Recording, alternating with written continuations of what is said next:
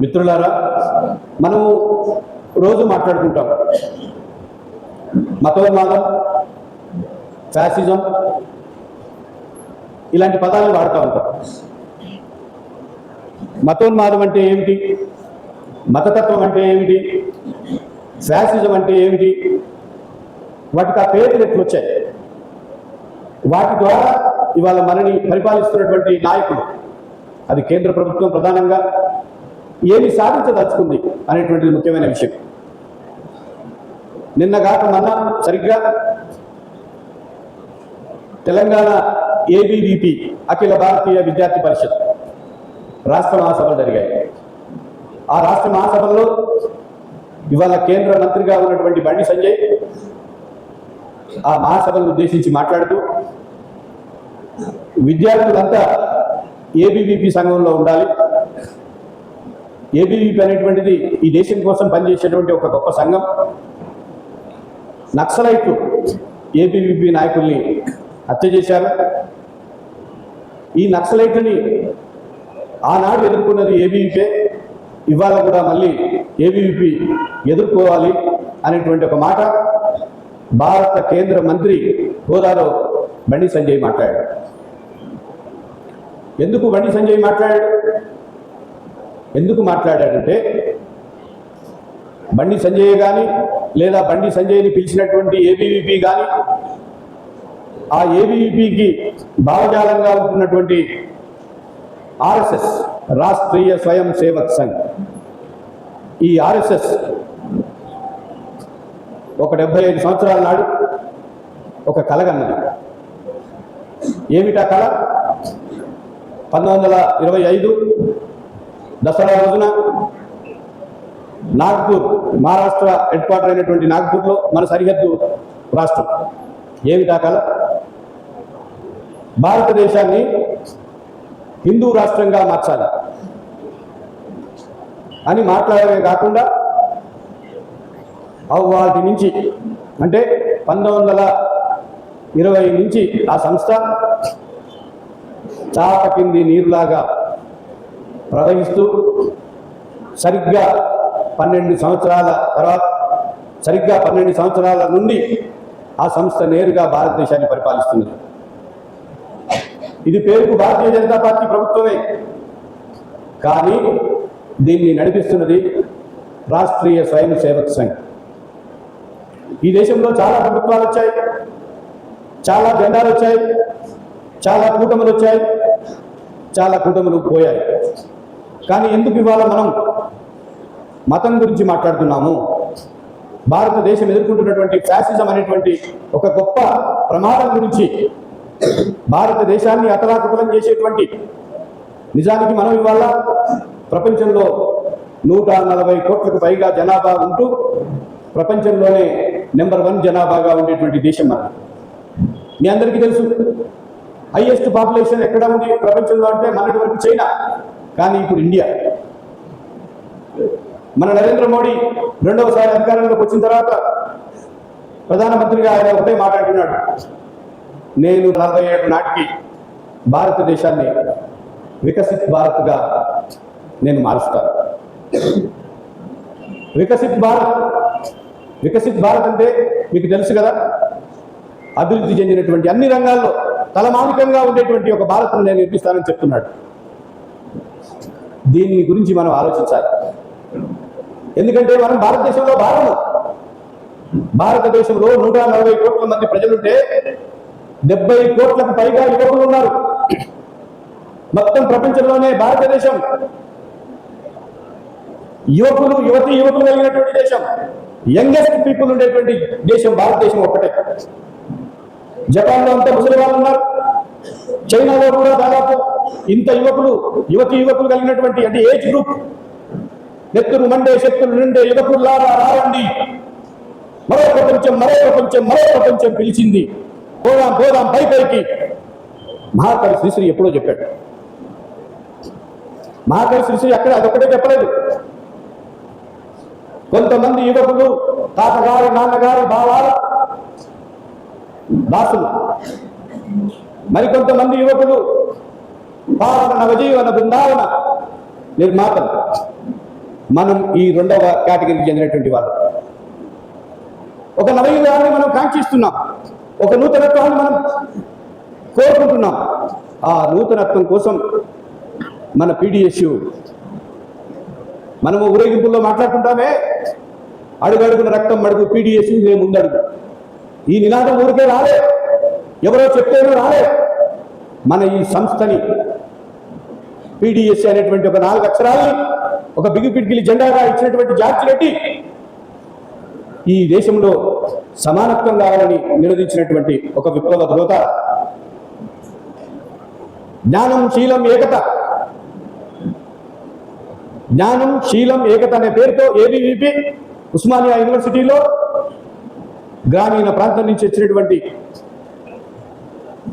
విద్యార్థుల్ని అనేక రకాలుగా ఇబ్బందులు పెడుతున్నప్పుడు, హింసిస్తున్నప్పుడు వాళ్ళందరికీ నేనున్నాను అని జార్జి రెడ్డి వాళ్ళందరినీ ఆ గుండాల బారి నుంచి, ఆ రౌడీల బారి నుంచి, ఆ దొంగల బారి నుంచి కాపాడమే కాకుండా వాళ్ళందరినీ కాపాడే ఒక సైన్యాన్ని, ఆ సైన్యానికి ఒక భావజాలం ఇచ్చి PDSU జెండాని ఇచ్చినటువంటి జార్జి రెడ్డి పోరాడింది దేని మీదో తెలుసా? మతోన్మాదం మీద. కులమంటే కొడుకురా, మతమంటే మత్తురా, కులమతాల జిత్తులు దోపిడోళ్ళ ఎత్తులు. జార్జి రెడ్డి ఆ రోజు మతాన్ని ఈ దేశానికి ఎంత ప్రభావం ఆయన అర్థం చేసుకున్నాడు.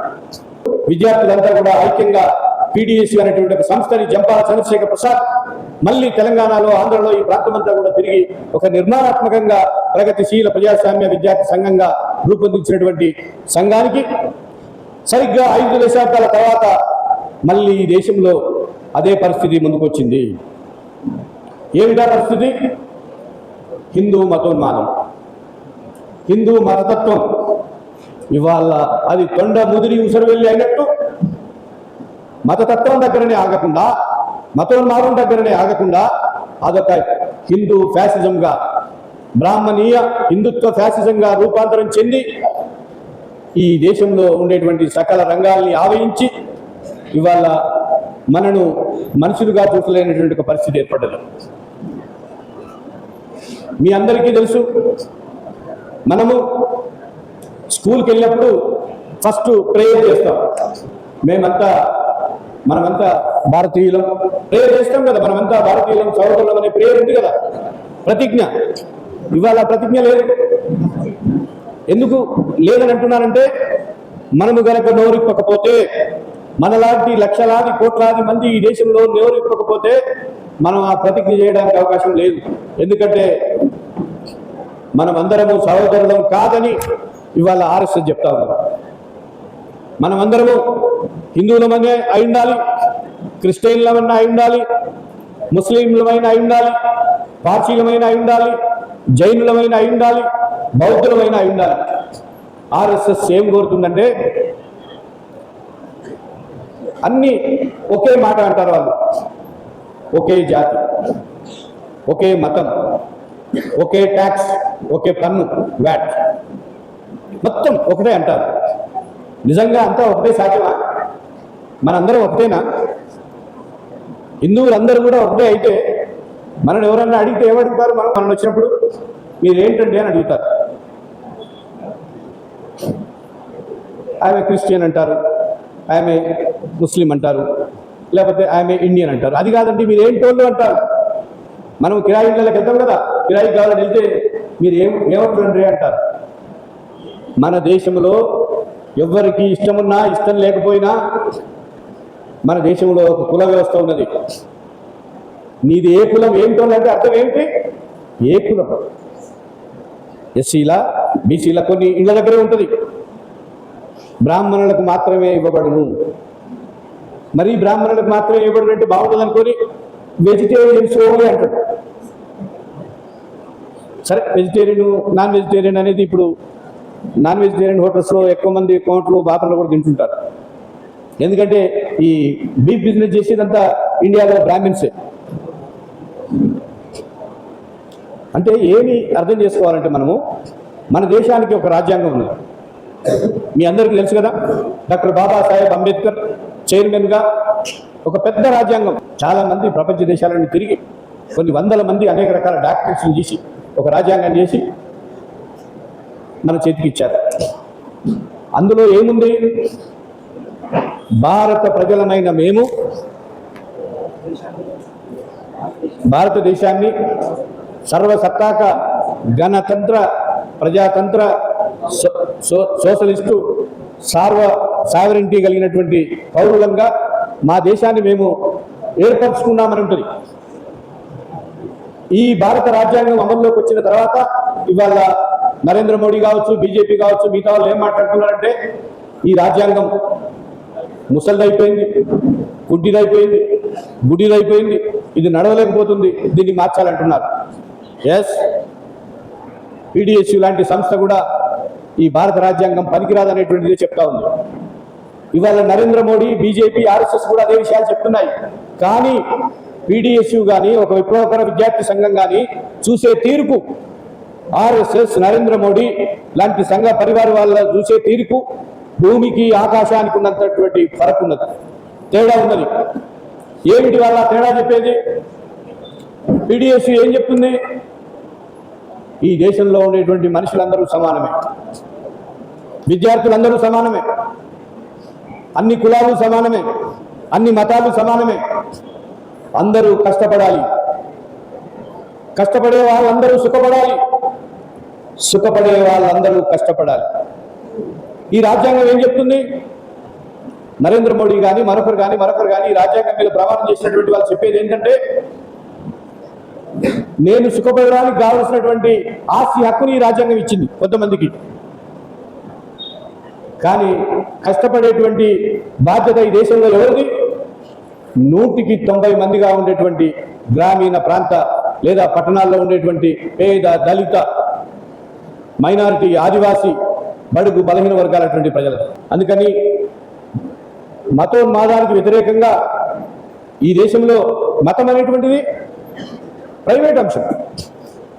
నీ ఇష్టం, నువ్వు యేసు ప్రభువుని పూజిస్తావా, అల్లాని ప్రార్థిస్తావా, రాముడి గుడికి వెళ్తావా, నువ్వు ఏ మతమన్నా పార్సీగా ఉంటావా, జైనుడిగా ఉంటావా, బౌద్ధుడిగా ఉంటావా, అది నీ ఇష్టం, వ్యక్తిగత అంశం. కానీ భారత రాజ్యాంగం ఏం చెప్పిందో తెలుసా? మతం వేరు, పరిపాలన వేరు. డాక్టర్ బాబాసాహెబ్ అంబేద్కర్ చాలా స్పష్టంగా, చాలా క్లియర్గా రాజ్య పరిపాలనలో మతానికి తావు ఉండకూడదు, దాన్నే మనం లౌకికవాదం అంటాం, దాన్నే మనం సెక్యులరిజం అంటాం. కానీ ఇప్పుడు నరేంద్ర మోడీ వాళ్ళు చెప్తున్నటువంటి విషయాలు ఏమిటి? ఆర్ఎస్ఎస్ చెప్తున్నటువంటి విషయాలు ఏమిటి? ఒక మాట మీరు వినే ఉంటారు, సనాతన ధర్మం. చూడడానికి బాగుంటుంది, వినడానికి బాగుంటుంది. చాలా మంది మన ఇంట్లో అమ్మలు, అక్కలు, తాతలు, మన అమ్మమ్మలు, నాయనమ్మలు చెప్తుంటారు, అయ్యో బిడ్డ మన ధర్మం మనం పాటించాలని. వాళ్ళే చెప్తారు, ఏ ఊరికి పోకపోయినా, ఏ చదువు రాకపోయినా వాళ్ళే చెప్పేటువంటి విషయం ఏంటంటే 5 ఏళ్ళు సమానంగా ఎట్లా లేవో మనుషులందరూ కూడా సమానంగా ఉండరని చెప్తారు. కానీ మన పీడిఎస్యు కానీ, మన పీడిఎస్యు భావజాలం కానీ చెప్పేది ఏంటంటే మనుషులందరూ సమానమే, హిందూ అయినా, ముస్లిం అయినా, క్రిస్టియన్ అయినా, బౌద్ధుడైనా, పార్సీ అయినా. ఇప్పటి వరకు మన భారత రాజ్యాంగం అట్లా చెప్పి చట్టం నిజానికి నామకే వాస్తే చట్టాలే ఈ దేశంలో అమలు జరిగినాయి. కానీ ఈ నామమాత్రపు చట్టాలని కూడా ఇవాళ భారతీయ జనతా పార్టీ వాటిని రద్దు చేయదలుచుకున్నది, వాటిని పూర్తిగా మార్చదలుచుకున్నది. స్త్రీ పురుషులు సమానం కాదు, ఆర్ఎస్ఎస్ థియరీ, మెయిన్ థియరీ ఇది అర్థం చేసుకోవాలి. పురుషుడు మాత్రమే ముఖ్యమైనటువంటి వాడు కుటుంబంలో, సమాజంలో. పురుషుడికి లోబడి మాత్రమే స్త్రీ వ్యవహరించాలి. అట్లాగే ఈ దేశంలో కొన్ని పనులు కొంతమంది మాత్రమే చేయాలి. మీ అందరికీ తెలుసు కదా, మున్సిపాలిటీ వర్కర్స్ గ్రామంలో కావచ్చు, హైదరాబాద్ లాంటి పెద్ద పెద్ద కార్పొరేషన్స్ కావచ్చు, మున్సిపల్స్ వర్కర్స్ లో ఎవరుంటారో చెప్పండి? మోరీలు తీసేవాళ్ళు, మోరీలు సాఫ్ చేసేవాళ్ళు, ఓన్లీ ఎస్సీ కమ్యూనిటీ. ఈ దేశానికి ఉండేటువంటి దరిద్రం 75 సంవత్సరాల తర్వాత ఆజాదీ కా అమృత్ మహోత్సవ్ పేరుతో 75 సంవత్సరాల స్వతంత్ర వేడుకల్ని జరుపుకుంటున్నటువంటి సందర్భంలో కూడా ఈ దేశంలో స్వాతంత్రం అనేటువంటిది కొన్ని వర్గాల దగ్గరికి ఇంకా రాలేదు. ఇంకా భీక్ మాంగే అడుక్కునే దగ్గరే చట్ట సభల్లోకి కూడా ప్రవేశించని వర్గాలు అనేకం ఈ దేశంలో కొనసాగుతున్నటువంటి విషయాన్ని అర్థం చేసుకోవాలి. ఇక ఇప్పుడు తక్షణం మనం అర్థం చేసుకోవాల్సింది ఏంటంటే, మన విద్యా విధానంలో మార్పులు ఎట్లా తీసుకొచ్చారు. 2020 జాతీయ విద్యా విధానం మొత్తం ఆర్ఎస్ఎస్ ఏదైతే తను కలలు కంటూ వచ్చిందో, హిందూ రాష్ట్రం, దేశాన్ని మేము ప్రపంచంలో ఏర్పాటు చేస్తామని చెప్తున్నారో, వాళ్ళు చేసేటువంటి మాటలన్నీ కూడా ఈ సమాజాన్ని ముందుకు తీసుకెళ్లడం కాకుండా ఈ సమాజాన్ని వెనక్కి తీసుకెళ్లాలని వాళ్ళు చూస్తున్నారు. ఈ దేశంలో ఒకనాడు నిజానికి ఇవాళ ఒక 50 సంవత్సరాల తర్వాత, ఒక 60 సంవత్సరాల తర్వాత, ఒక 70 సంవత్సరాల తర్వాత ఇవాళ స్వేచ్ఛగా మనము చదువుకోగలుగుతున్నాము, మనం అందరం కలిసి హోటల్స్ పోతున్నాము, మనందరం కలిసి ఉంటున్నాము, తిరుగుతున్నామంటే మన మధ్యన కుల వ్యత్యాసాలు గతంలో లాగా లేవు కాబట్టి మనం ఇట్లా ఉన్నాము. ఒకనాడు అంటరానితనం, అమాంసత్వం, మూతికి ముంత, ముడ్డికి తాటాకు కట్టుకొని రోడ్డు మీద నడిచేటువంటి రోజులు. సావిత్రిబాయి పూలే జీవితం మొన్ననే ఆమె బర్త్డే జరిగినటువంటి పరిస్థితి. జ్యోతిబా పూలే, సావిత్రిబాయి పూలే వాళ్ళ నుంచి ఒక గొప్ప స్ఫూర్తిని, ఒక చైతన్యాన్ని ఇస్తున్నటువంటి డాక్టర్ బాబాసాహెబ్ అంబేద్కర్. ఈ దేశంలో హిందూ మతం అనేటువంటిది ఒక ఆక్టోపస్ లాంటిది. హిందూ మతం అనేటువంటిది మొత్తం సమాజాన్ని కులాలుగా విభజించి వర్ణాశ్రమ ధర్మాన్ని పాటింపజేస్తున్నటువంటి ఒక దుర్మార్గం కొనసాగుతా ఉన్నది. మనుషులు ఎక్కడి నుంచి పుడతారండి? తల్లి గర్భంలో నుంచి 9 మాసాల తర్వాత పుడితే ఆర్ఎస్ఎస్ చెప్పేసేటువంటి ఫిలాసఫీ, ఒకడు కల్లో నుంచి పుడతాడు, ఒకడు భుజాల నుంచి పుడతాడు, ఒకడు తోడల నుంచి పుడతాడు, ఒకడు అరికాల నుంచి పుడతాడు. అంటే రాజ్యం ఏలేవాడు వేరు, శాసనాలు చేసేవాడు వేరు. ఈ మొత్తం సమాజానికి అవసరమైనటువంటి సంపద ఉత్పత్తి క్రమంలో వాళ్ళ చెమటని, వాళ్ళ రక్తాన్ని, వాళ్ళ మొత్తం జీవితాన్ని అర్పించే వర్గం ఒకటి ఉండాలా. వాళ్ళే ఈ దేశంలో దళిత, బడుగు, బలహీన వర్గాల ప్రజలు. ఇది మనం అర్థం చేసుకోవాలా. ఇదంతా అమలు జరిగింది. కానీ వాళ్ళు నువ్వు ఎస్టీ అంటే మనం ఊరుకుంటావా? మనకు చట్ట రక్షణ ఉంది, కోర్టుకు వెళ్ళి కేసు పెడతాము, పోలీస్ స్టేషన్కి వెళ్ళి కేసు పెడతాము. కానీ ఇవాళ ఆర్ఎస్ఎస్ ఏం చెప్తుందంటే, నేను ఆ కాలంలోకి తీసుకెళ్తానంటుంది. ఏ కాలము? మూతికి ముంత. ఎందుకు మూతికి ముంత కట్టుకుంటారు? వాళ్ళ నోటిలో నుంచి వచ్చేటువంటి ఉమ్మి తుంపరలు ఏవైతే ఉంటాయో రోడ్డు మీద నడిచేటప్పుడు ఎవరికైనా తగిలితే పాపము కాబట్టి వాళ్ళ ఉమ్మి వాళ్ళ ముంతలోనే పడాలి. వాళ్ళు నడిచేస్తుంటే రోడ్డు మీద ఆ దుమ్ములో ఆ ధూళి వస్తే ఏ అగ్రకులం వాళ్ళ వీధుల్లోనో చిమ్ముతుంది అనుకొని అది ఒక తాటాకును వాళ్ళు నడుస్తూ ఉంటే, కాళ్ళకు చెప్పులు లేకుండా నడుస్తూ ఉంటే ఆ రోడ్డుని ఊడ్చేటువంటి, అంటే ఆ సూక్ష్మ క్రిములు కూడా వేరే గాలిలో ధూళిలో ఉండేటువంటి అది కూడా ఎక్కడ పోవద్దని మూతికి ముంత, గుడ్డికి తాటాకు అనేటువంటి ఒక వ్యవస్థ ఒకనాడు ఉంటే, ఇవాళ నరేంద్ర మోడీ ఆర్ఎస్ఎస్ మనల్ని అక్కడ తీసుకెళ్తామంటున్నారు. ఇదంతా తప్పు. మొత్తం ప్రపంచం సైన్స్ మీద ఆధారపడి నడుస్తూ ఉంది. మొత్తం ప్రపంచం మానవ వికాసం అనేటువంటిది హేతువు మీద ఆధారపడి నడుస్తూ ఉంది. హేతువు ఒక రీజనింగ్. మీ అందరికీ తెలుసు, వినాయకుడు ఇవాళ వినాయకుడి పండుగ మన అందరూ తెలుసు కదా. వినాయకుడికి ఏముంటుంది? తొండం ఉంటుంది. ఆ తొండంని ఎవరు పెట్టారు? ఆ కథంతా మీకు తెలుసు కదా. దాన్ని వాళ్ళు ఏం చేస్తున్నారు? ఇవాళ అఫీషియలైజ్ చేస్తూ ఇదే ప్లాస్టిక్ సర్జరీ అని చెప్తున్నారు. ఇంకొక సామెత ఉంటుంది, అంటే మొత్తం చరిత్రని, సమకాలీన సమాజంలో వస్తున్నటువంటి మార్పులు లేదా ప్రాచీన సంస్కృతి ఈ భారతదేశంలో, ప్రపంచంలో, ఈ మానవాళిలో ఏదైతే ఉన్నదో దాన్ని ఒక అభూత కల్పనగా చూపించేటువంటి ఒక చరిత్ర. ఒక విమానం ఉంటుందట, అది ఎంతమంది ఎక్కినా ఒక సీట్ ఉంటుందట. ఇవాళ కూడా చెప్తున్నారు. అంతేకాదు, వీర సావర్కర్ వీడి పేరు. సావర్కర్ అనేటువంటి వాడు కాలాపాని జైల్లో ఉన్నప్పుడు 8 సార్లు బ్రిటిష్ వాళ్ళకి ఒక మహాజయ పెట్టుకున్నాడు. అయ్యా, తెలియకపోతే నేను బ్రిటిష్ వాడు ఈ దేశం నుంచి వెళ్ళిపోవాలని గదర వీరులు భగత్ సింగ్ లాంటి విప్లవంతో కలిసి నేను ఆ రోజు మాట్లాడే మాట తప్పు, దండం పెడతాను, బాంచన్, నన్ను వదిలేయండి, మీకు నేను సేవ చేస్తానని 8 సార్లు పిటిషన్ పెట్టుకున్నటువంటి సావర్కర్ అనేటువంటి వాడిని వీర సావర్కర్గా ఇవాళ కొలిసి ఆయనను ఒక స్వాతంత్ర పోరాటం చెప్తున్నారు. ఏమిటి ఆలోచన చేసినటువంటి పని? మొత్తం భారతదేశంలో ఉండేటువంటి ఆపాల గోపాలం ప్రజలంతా కూడా బ్రిటిష్ వాడు ఈ దేశం నుంచి వెళ్ళిపోవాలి, స్వాతంత్రం మా జన్మ హక్కు, భారతీయులను మేము భారతీయులుగా మా దేశాన్ని మేము పరిపాలించుకుంటాము, 7 సంవత్సరాల ఆలోచించి వచ్చి మా దేశాన్ని మేము పరిపాలిస్తానంటే కుదరదు, స్వాతంత్రం మా జన్మ హక్కు అనే పోరాటం జరుగుతూ ఉంటే ఈ స్వతంత్ర పోరాటంలో ఆర్ఎస్ఎస్ సంబంధించిన ఒక్క నాయకుడు పాల్గొనలేదు. మనం ఛాలెంజ్ విసిరాలి. ఒక్కడంటే ఒక నాయకుడు ఉన్నారా? సావర్కర్ అనే ఒకతను ప్రారంభంలో ఉన్న తర్వాత తను బ్రిటిష్ వాళ్ళ అధికారం ముందు మోకరిల్లి అతను క్షమాభిక్ష వేరే బయటకు వచ్చి ఆర్ఎస్ఎస్ ఏదైతే ఏర్పడ్డదో దాన్ని ఈ దేశంలో వ్యాప్తి చేయడం కోసం ఆయన ముందుకొచ్చాడు. ఇవాళ 75 సంవత్సరాల సందర్భంగా భారతీయ జనతా పార్టీ ఆర్ఎస్ఎస్ అధికారంలోకి వచ్చిన తర్వాత ఇవాళ ఈ దేశానికి స్వాతంత్ర వీరులు ఎవరంటే వీర సావర్కర్ అని చెప్తున్నారు. గాంధీ మహాత్ముని ఎవరు అంటారు? గాంధీతో విభేదాలు ఉండొచ్చు, కమ్యూనిస్టులుగా 6 విభేదాలు ఉన్నాయి, సుభాష్ చంద్రబోస్ విభేదాలు ఉన్నాయి, పట్టాభి సీతారామయ్య విభేదాలు ఉన్నాయి. గాంధీని చంపింది గాడ్సే. గాడ్సే అనేటువంటి వాడు ఆర్ఎస్ఎస్ సభ్యుడు. నాథూరాం గాడ్సే.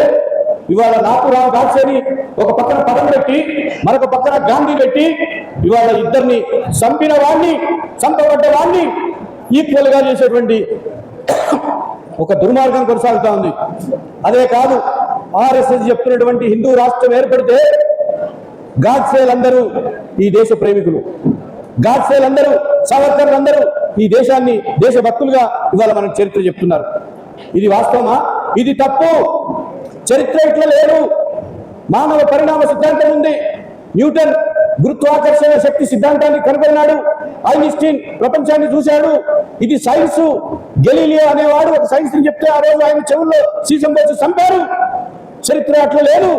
భారతదేశంలో కూడా బౌద్ధులు, భారతదేశంలో కూడా చార్వాకులు ఈ హిందూ మత కర్మ కాండలకు వ్యతిరేకంగా పోరాడారు.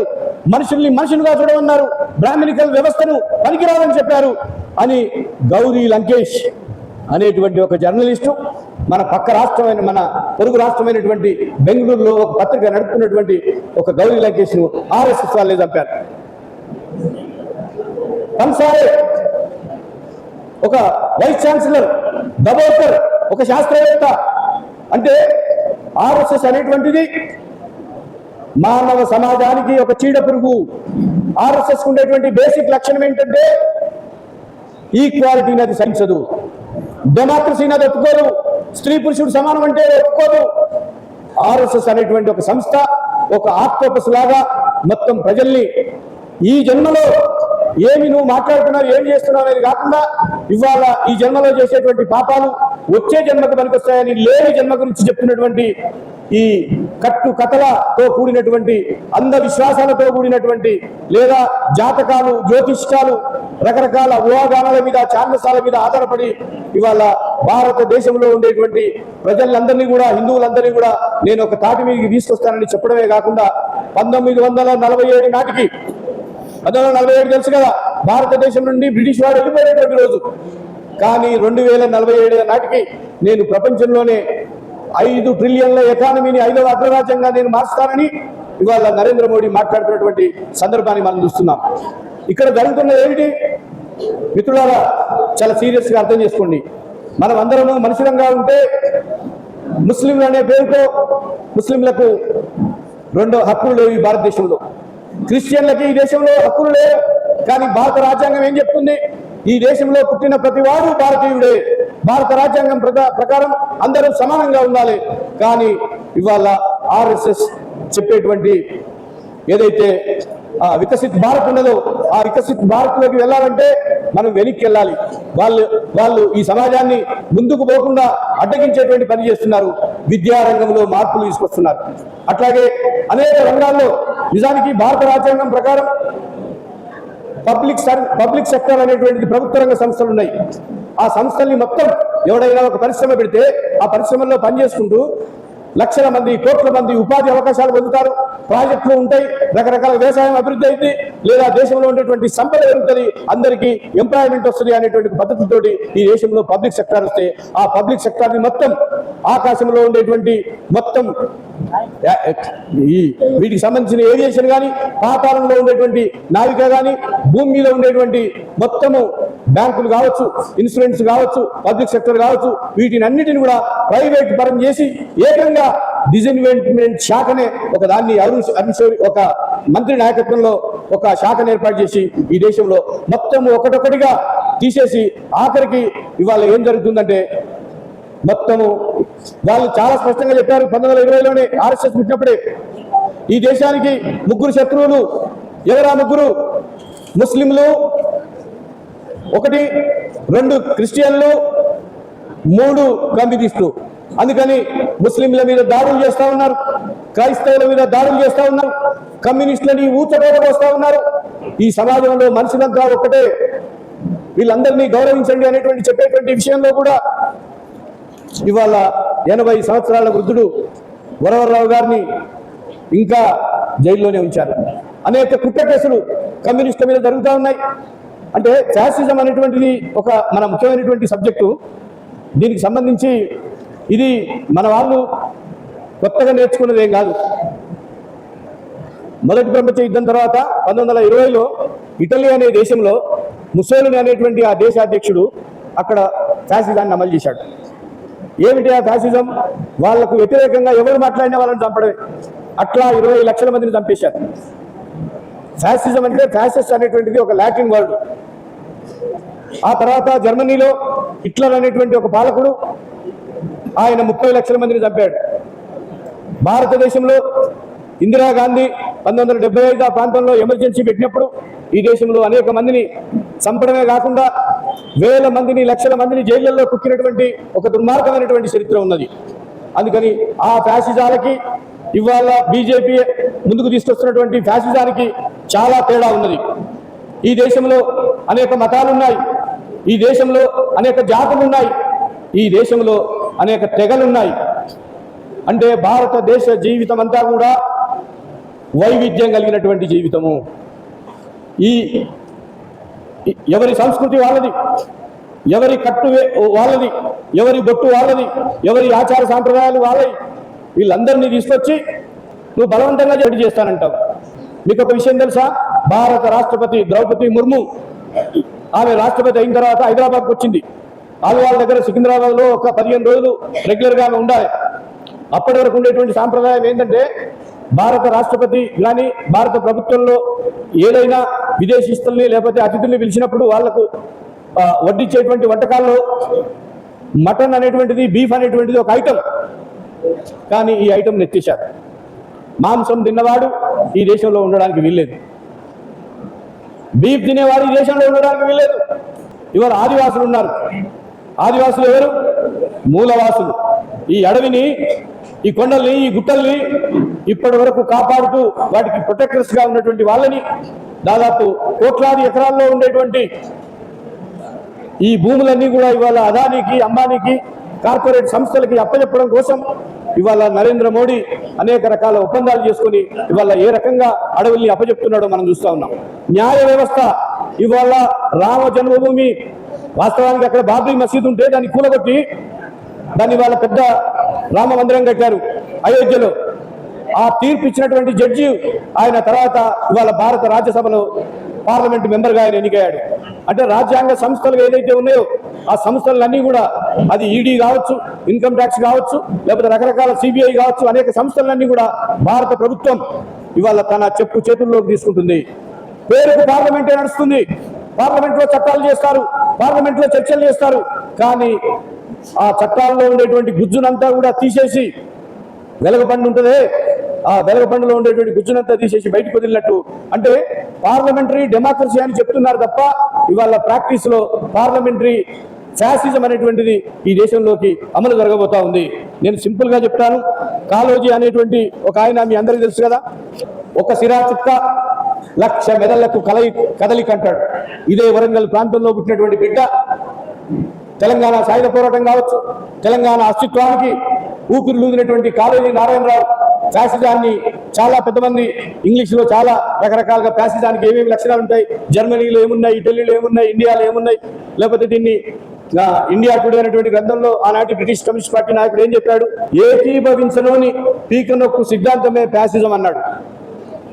నీతో ఏకీభవించని వాడిని పీక నొక్కేటువంటి సిద్ధాంతమే ఫ్యాసిజం కాళోజీ నారాయణరావు చెప్పాడు. ఇవాళ భారతదేశంలో సరిగ్గా అదే ముందుకొచ్చి అమలు జరుగుతూ ఉంది. ఇవాళ ఈ ఫ్యాసిజం అనేటువంటిది మన దగ్గర ఆగిపోలే. ఒకనాడు కమ్యూనిస్టుల మీద ఉండేది. పాలక వర్గాలు ఎప్పుడైనా పెట్టుబడిదారీ వ్యవస్థలో వస్తున్నటువంటి ఒక సంక్షోభాలు తీవ్రతైనప్పుడు ఆ సంక్షోభంలో నుంచి ప్రజలు విప్లవం వైపు, మార్పు వైపు, తిరుగుబాటు వైపు, ఆందోళన వైపు, ఉద్యమాల వైపు, మొత్తంగా ఆ సమాజ మార్పు వైపు పోకుండా కట్టడి చేయడం కోసం లేని విషయాల్ని భ్రమాత్మకంగా ముందుకు తెచ్చి రాముడని దేవుడని మన కానూరి తాత చెప్పాడు. రాముడే దేవుడో నీకిదేవి కర్మరో. రాముడు కొంతమందికి దేవుడు, అంతేగాని మొత్తం భారతదేశంలో రాముడికి గుడి కడితే తప్ప ఈ దేశం ముందుకు పోదనే పద్ధతుల్లో మొత్తము ఇప్పుడు ఎక్కడ చూసినా జై శ్రీరామ్ అని మాట్లాడుతున్నారు. మేము మనువావ రాజ్యాన్ని తీసుకొస్తాము, కాషాయ రాజ్యాన్ని తీసుకొస్తాము, మేము మూతికి ముంత ముడ్డికి తాటాకు కట్టేటువంటి ఒక పురాతన ఆదిమ సంస్కృతి లేదా ఒక ఆదిమ ప్రాచీన కాలం నాటి ఒక హింసని, ఒక బ్రాహ్మణ ఆధిక్య సమాజాన్ని మళ్ళీ మేము తెస్తామని వాళ్ళు మాట్లాడే సందర్భంలో ఇది తప్పు అని మాట్లాడినటువంటి మేధావుల్ని ఊచకోతకు వస్తున్నారు, జైలు పాలు చేస్తున్నారు. లేదా ఈ ఫ్యాసిజం 2 రూపాల్లో జరుగుతూ ఉంది. ఒకటి భావజాల రూపంలో ఇవాళ మొత్తం చరిత్రను తారుమారు చేస్తున్నారు. మన సమకాలీన సమాజంలోనే ఉండేటువంటి మార్పుల్ని వక్రీకరిస్తున్నారు. మరొక వైపున టాటా, బిర్లా లాంటి ఒక ఈ పెట్టుబడిదారుల కంటే కూడా ప్రపంచ స్థాయిగా ఉండేటువంటి మల్టీనేషనల్ కంపెనీలని, బహుళజాతి కంపెనీలని, భారతదేశ వనరులని మొత్తంగా కూడా కైవసం చేసుకోవడం కోసం వాళ్ళు ఒకవైపున ఆర్థిక రంగంలో మార్పులు తెస్తున్నారు, మరొక వైపున భావజాల రంగంలో మార్పులు తెస్తున్నారు. అందుకని ఈ భారతదేశంలో ఫ్యాసిజం అనేటువంటి ఒక మతోన్మాదం అనేటువంటి మతతత్వం అనేటువంటి ఒక పోకడని భారతీయ జనతా పార్టీ ఆర్ఎస్ఎస్ ముందుకు తీసుకొస్తున్నాయి. పీడీఎస్యూ విద్యార్థులుగా, జార్జి రెడ్డి వారసులుగా, బిగిపిడికిలి జెండాని ముందుకు తీసుకెళ్లే వాళ్ళగా రేపటి సమాజానికి ఒక దూతలుగా తప్పనిసరిగా మీరు ఇండియన్ డెమోక్రసీ, భారత రాజ్యాంగం ఏ హక్కులు ఇచ్చింది, ఆ హక్కుల్ని ఎందుకు మీరు ఇవాళ లాగేస్తున్నారు? మొత్తం రాజ్యాంగాన్ని ఇవాళ పక్కన పెట్టి మీ కాలం చెల్లిన మనువాద రాజ్యాంగాన్ని మీరు ముందుకు తీసుకుపోదలుచుకున్నారు అనే విషయాన్ని మనం స్పష్టంగా చెప్పాలా. ఇప్పటికే మన పీడీఎస్యూ జాతీయ విద్యా విధానంలో ఉండేటువంటి విషయాలు కానీ, లేకపోతే ఆర్ఎస్ఎస్ బీజేపీ తీసుకొస్తున్నటువంటి హిందుత్వ విషయాల మీద కానీ అనేక పుస్తకాలు వేసింది, అనేక వ్యాసాలు మన తిరుగుబాటు పత్రికలు కానీ మిగతా వాటిలో కానీ వస్తున్నాయి. వాటన్నిటినీ కూడా చదవాలని మీ అందరినీ కోరుతూ చివరిగా ఒక మాట చెప్తున్నాను. మతములన్నీ మాసిపోవును, జ్ఞానం ఒక్కటే నిలిచి వెలుగును. అంటే కులం కాదు, మతం కాదు, జ్ఞానమే ఇంపార్టెంట్, శాస్త్రీయ ఆలోచనే ఇంపార్టెంట్. మానవ వికాసము, మానవ మేధస్సు, ఈ ఉత్పత్తి శక్తులు ఏదైతే ఉన్నాయో, పేదలు ఏదైతే ఉన్నారో ఈ దేశంలో, ఈ కోట్లాది మంది మన తల్లిదండ్రులు ఎవరైతే ఉన్నారో, శ్రామికులు ఎవరైతే ఉన్నారో, శ్రామిక రాజ్యం వచ్చే వరకు సాగించేటువంటి ఉద్యమాలే ఈ ఫ్యాసిజాన్ని గోరి పెడతాయి, ఈ ఫ్యాసిజాన్ని మట్టు పెడతాయి. జార్జి రెడ్డిని చంపినటువంటి అంతపల్లి ఈ ప్రపంచం మీద నామ రూపాలు లేకుండా చేస్తాయి అనేటువంటి విషయాన్ని గ్రహిస్తూ తప్పనిసరిగా రానున్న కాలంలో బీజేపీ సాగించేటువంటి మతోన్మాద దాడులకి, ఫ్యాసిస్టు వైఖరులకి, కాషాయీకరణకి, మనువాదానికి వ్యతిరేకంగా మీరందరూ ఉద్యమించాలని, అట్లా ఉద్యమిస్తారనేటువంటి ఆకాంక్షలు వ్యక్తం చేస్తూ